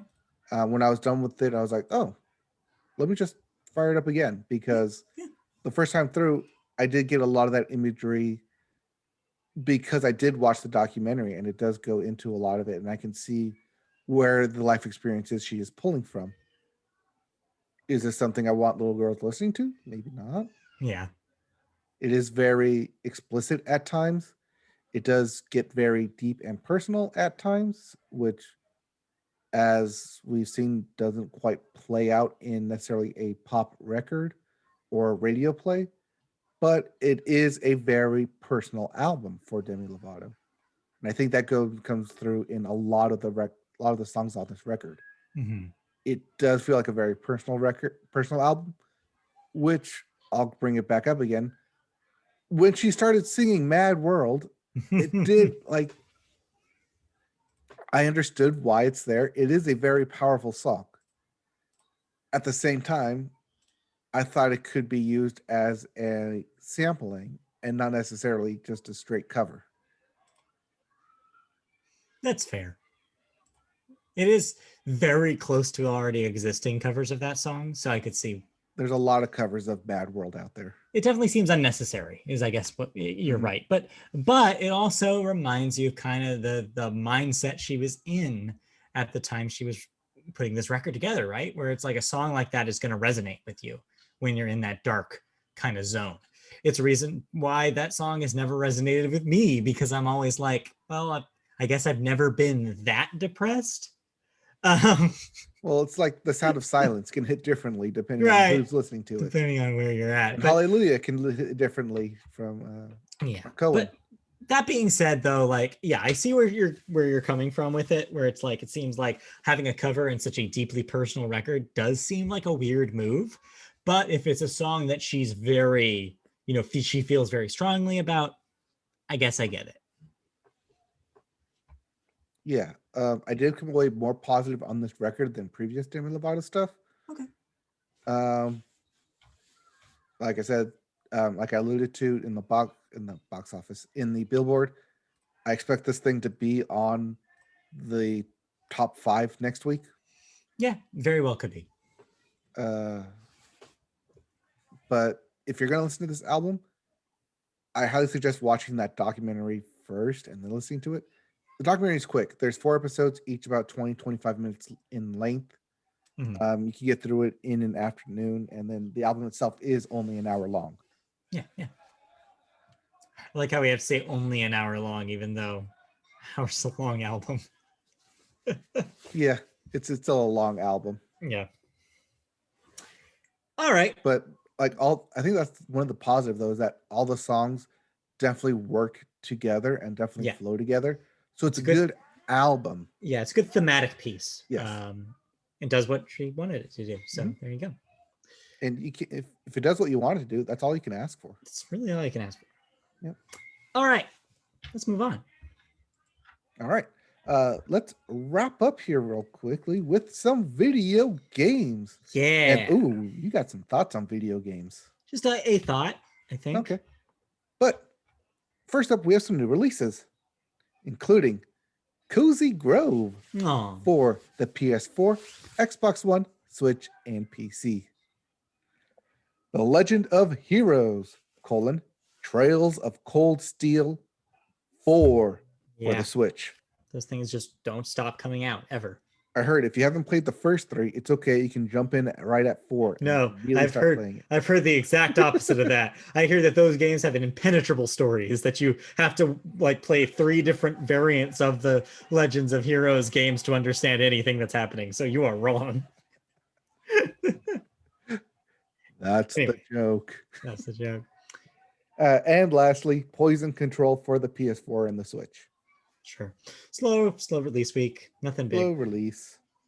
Speaking of slow releases, oh boy, E3s are right around the corner, isn't it? Yeah, I mean, hey, yeah, but hey, you're probably thinking, I can't go anywhere. They're surely not having E3 this year. I mean, I might be vaccinated soon, but that doesn't mean I'm ready to go to a convention center Convention? for No, God, E3. no. Well, as we noted on this podcast, and literally the entire gaming world noted, Yes. things got canceled last year due to the coronavirus. And, well, E3 has decided that, you know what, we can't do that again because it's making a return in 2021 as a digital event. More or less, So, we knew this. This is just the ESA confirming it. it's hard to be excited about it, considering, it's happening in the same month as the not E3 Summer Game Fest that Jeff Keighley is hosting. Yeah, so Jeff Keighley, that's the other kind of bit that's folded into this bit that happened this week, which is that Jeff Keighley announced that they will be doing another one of their showcases that they did last year, where he'll probably snap up some exclusives for that show too. Yep, and also the fact that the ESA leaked the personal data of several media and content creators present last time it was a thing. Yeah, remember that? Yeah. You're still trying to live that down. That's like the Astros cheating scandal of the video game world, in a way. Never going to live it down. Never going to live it down. The digital approximation of the once Los Angeles-based event will take place between June 12th and June 15th, with several big companies signed on to present games and other announcements under its banner. Companies like Nintendo, Xbox, Capcom, Konami, Ubisoft, Take-Two, Warner Brothers, and Koch Media are all among companies saying to take part in E3 2021. Though, if you note, Electronic Arts, EA, and Sony, nowhere to be seen on that list. Yeah. Because EA will probably be holding its State of EA Play. Yep. And Sony has its own State of Play event as well. Right. Which, followed from Sony famously dropping out of E3 in 2019. And it hasn't been back since. Since the company isn't playing by ESA's rules, it's not really obligated to hold a State of Play presentation in June either. So maybe we'll hear something from Sony at a later date. But E3 2021 will be viewable by the public for free rather than trying to emulate its paid ticket sales of the past few years before COVID-19. So real quick, that last bit is kind of the key part here, because one of the rumors that was attached to the whole digital E3 this year was that there was talk about there being a paywall for certain content, like live streams and demos or something like that. No longer the case. The ESA is making sure to say that everything that they show through E3 as a digital presentation will be free. No paywalls. Which is good, which means that us armchair video game fans can watch the whole thing at home and don't have to pay anything for it. So that's kind of nice. Though it's unclear exactly what the structure of this thing will be. Just because these companies are involved doesn't mean that they're going to have a streaming presentation as part of E3. That's, of course, the assumption that our brains go to, because in our brains, the whole point of E3 is the press conferences. But that might not be what this is anymore. The freedom that this allows means this could be literally anything. Those company names could just be showing up a game as part of this. So you might see a division where they'll show some games through the E3 brand. They'll show some games, Jeff Keighley's thing, and they'll save some games for their own presentation, such as a Nintendo Direct. So it's not really clear exactly what E3, even though they're calling it that, will even be. I mean, we have seen two different styles of presentation with DC fandom Yeah. and the Comic-Con online experience, both of which, well, one was free. The DC fandom was free. The Comic-Con online was a paid subscription for it. But either way, all that information did get leaked within the following days and weeks. So Right. it makes sense to not have it behind a paywall if you want more eyes on it. And more eyes means more, you can charge more for advertising dollars as well. Yes. Sponsorship, which that's how they're going to subsidize not having ticket sales. Oh yeah, easily. The thing is a giant ad when you consider it. I mean, yeah, it's a giant ad for games that you're going to purchase and for video games, other hard games and hardware. Yeah.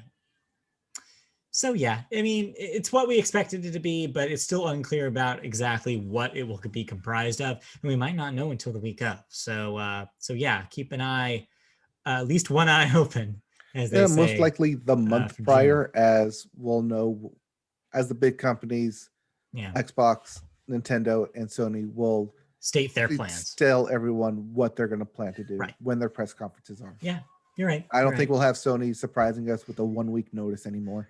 No. Sony. Well, actually, Sony can do whatever the shit they want. So maybe, well, as they've proven, yes, but hopefully, no, not. We'll see. And just a heads up for those of you listening, if they do somehow do Thursday drops, we might move the podcast to a Thursday drop as well. We'll figure it out. We'll figure out something. Anyways, what's round third, head for home and get back to the sports corner because MLB The Show is almost here. Not quite. It's almost here, but they threw us a real curveball this week, didn't they? Oh, did they? So, as we reported on here back in 2019 and kind of took the whole video game world by storm, that the longtime exclusive MLB The Show would not be exclusively beholden to PlayStation. Well, it happened. It finally happened. The latest trailer for MLB The Show 21 had a shocker, as for some people, the Xbox logo appeared right before the PlayStation Studios one in the trailer announcing that MLB The Show would be coming to Xbox Game Pass on launch day. So, real quick, we knew that there was an Xbox version. That more or less was confirmed. The surprise here is that it's going on Game Pass, which is mind-blowing. It's a subscription service. Considering this is a game that, one, you have to purchase for $60 on a PlayStation 4. You have to purchase for $70 on a PlayStation 5.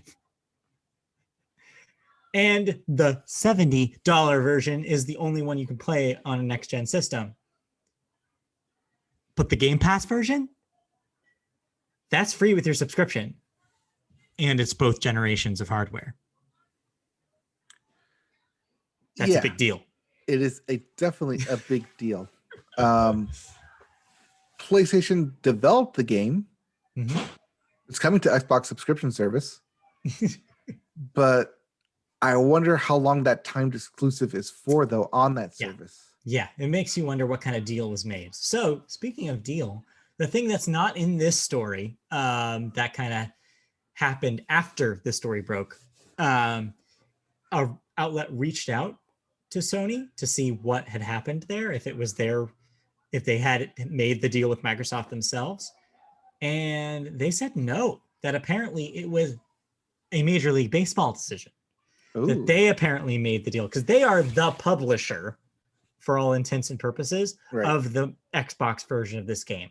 If you look at the Microsoft Store listing, Sony is listed as a developer there, most specifically Sony San Diego, which has always made the show. But publisher is just Major League Baseball on the Xbox version of the game.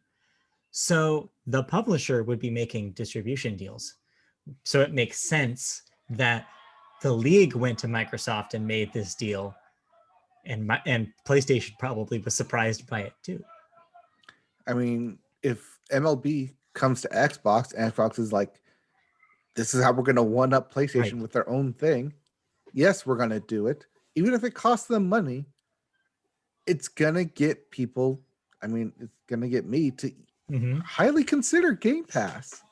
It's an incredibly smart deal if you're Major League Baseball, because this is a franchise that has been a PlayStation exclusive for so long that Microsoft's like fans of the Xbox were already probably going to buy this.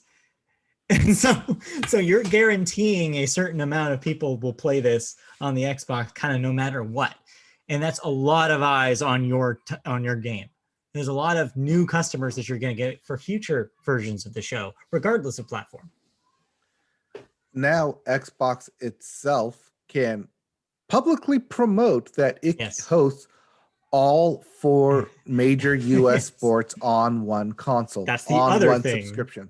That's the other thing about this deal is that it confirms that you can play Madden, you can play NBA 2K, you can play MLB The Show, you can play FIFA, and you can play NHL, all on Game Pass, and all the most recent releases of all those games, which is mind-blowing if you're a video game sports fan. That is worth the price of admission for Game Pass easily. If you can find Xbox Series X or S. But that's the thing, though. If you have a Xbox One, you can still enjoy all of that.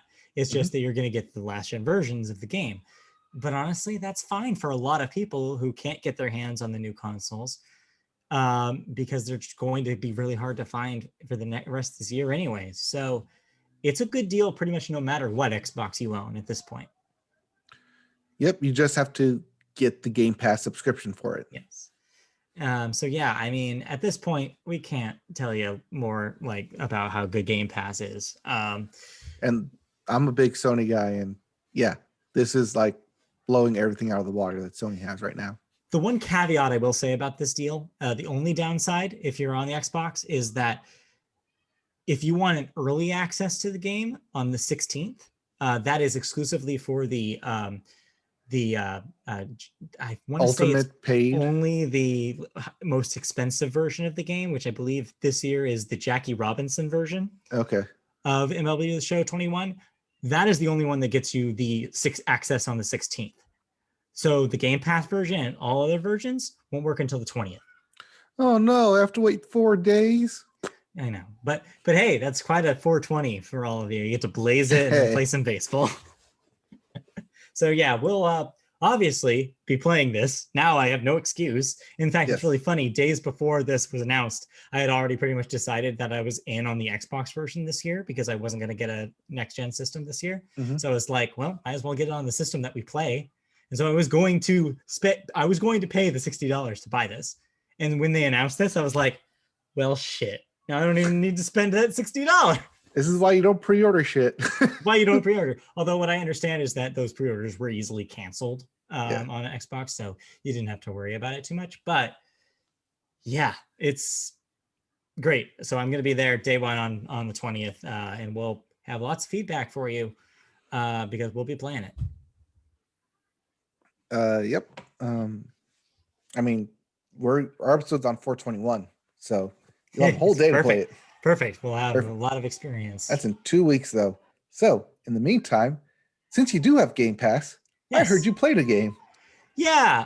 So one of the things about Game Pass that's nice is that even if you're not necessarily sure you're going to like something, you can download it and try it on a whim and see if it's something that's up to your speed. So a couple of weeks ago, you talked about the demo for Square Enix's new game, Outriders.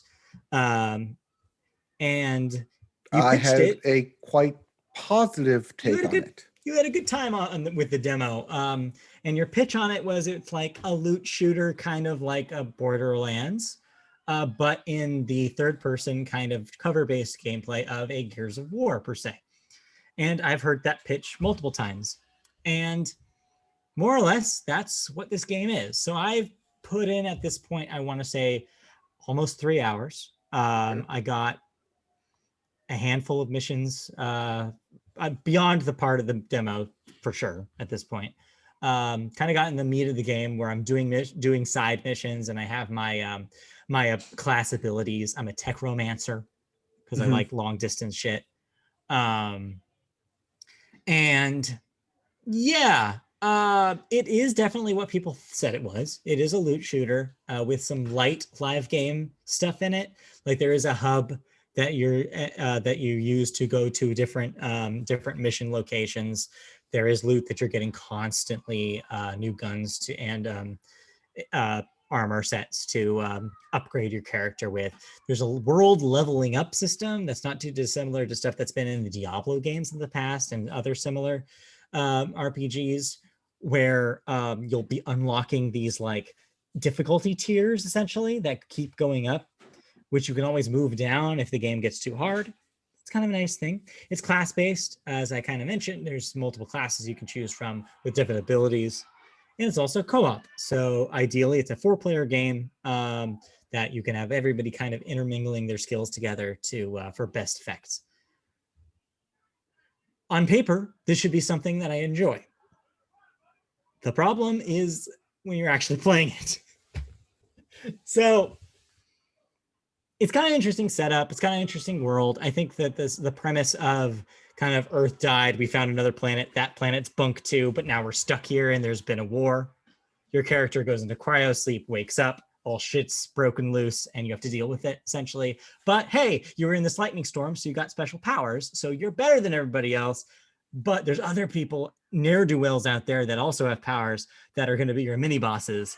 It's pretty stock sci-fi game story stuff, which would be fine if the storytelling wasn't just so bad in this game.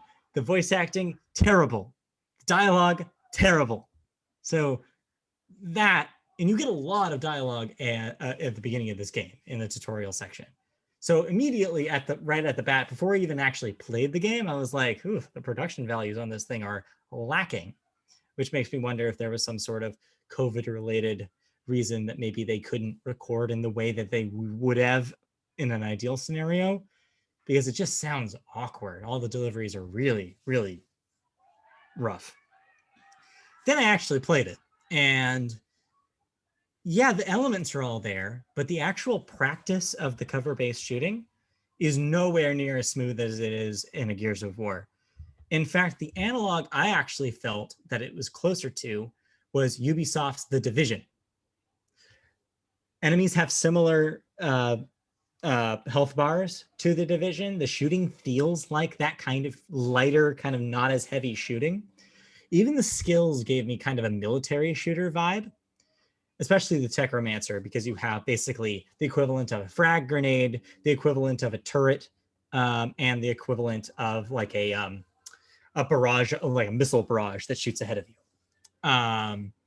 And so I guess I was looking for things that maybe elicited more of that kind of sci-fi kind of tinged kind of thing, but they didn't feel like that. It felt very generic to me in a way that I wasn't anticipating. From what I understand, once you hit like level 10 and things open up a little bit more on the skill, in the skill kind of area, that the skills get more varied, and there's like loot that changes some of your skills in different ways.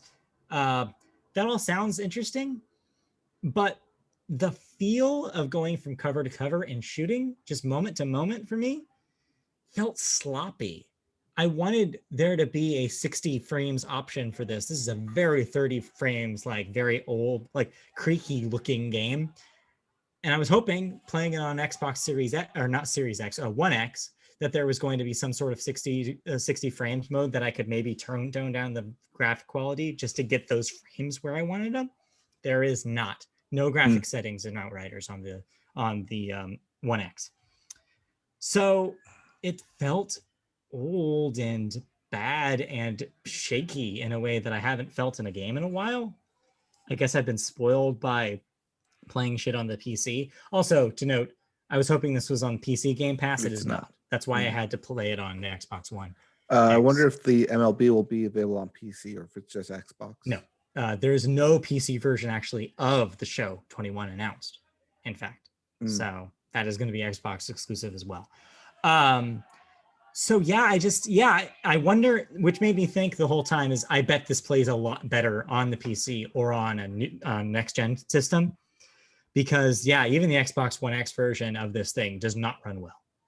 Um, but even beyond just the performance, it just didn't feel good to play for me.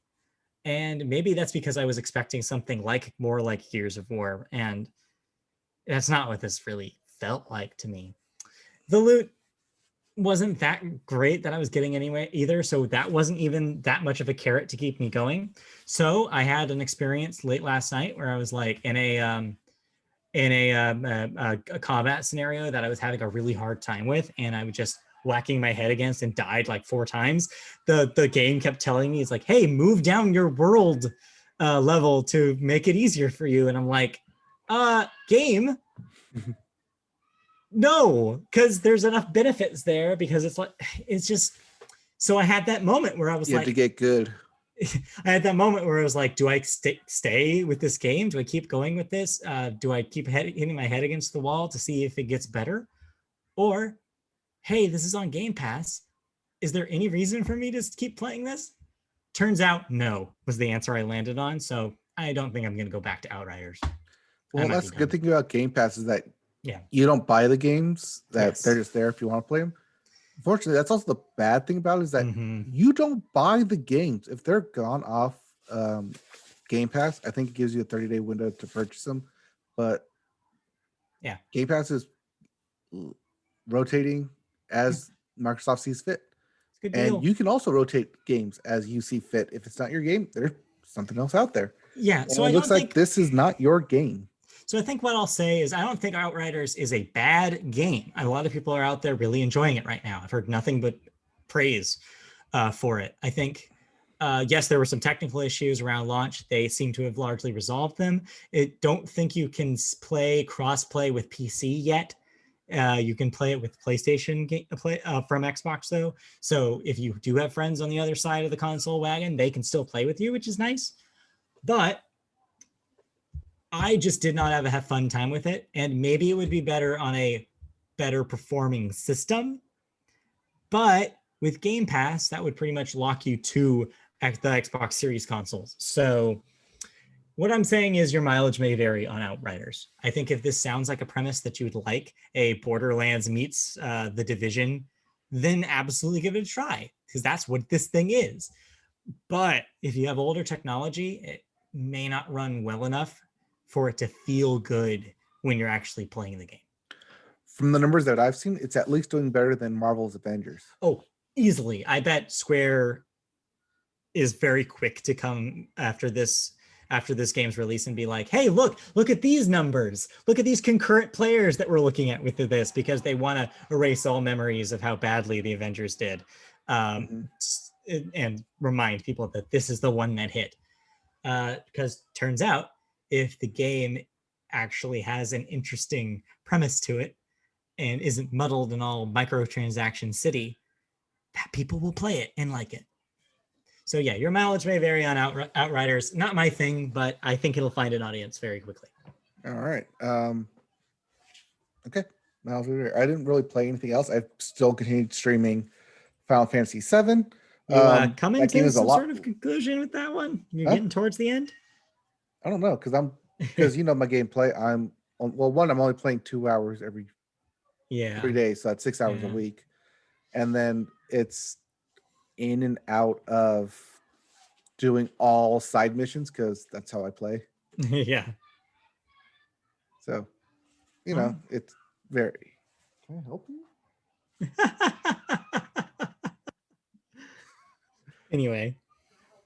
Anyways, I'm continuing streaming it on Twitch 2 hours, but okay. I mean, by the time I finish that game, it's going to be end of the month. So, well, we'll touch back on that when we finish it up. Then, yeah, I think I said basically my thoughts on it. Where if I did play it last year, it probably would have been in my number 4 slot ahead of the 51 club games. But I liked other games that year better, like Hades and like Last of Us. Yeah, for sure. for sure. But I think that does it with us here then, right? Yeah. I think so. I think All right. that'll do it. Let's plug away. Thanks for listening to this week's edition of the Media Boat Podcast. We'll be back next week for another episode.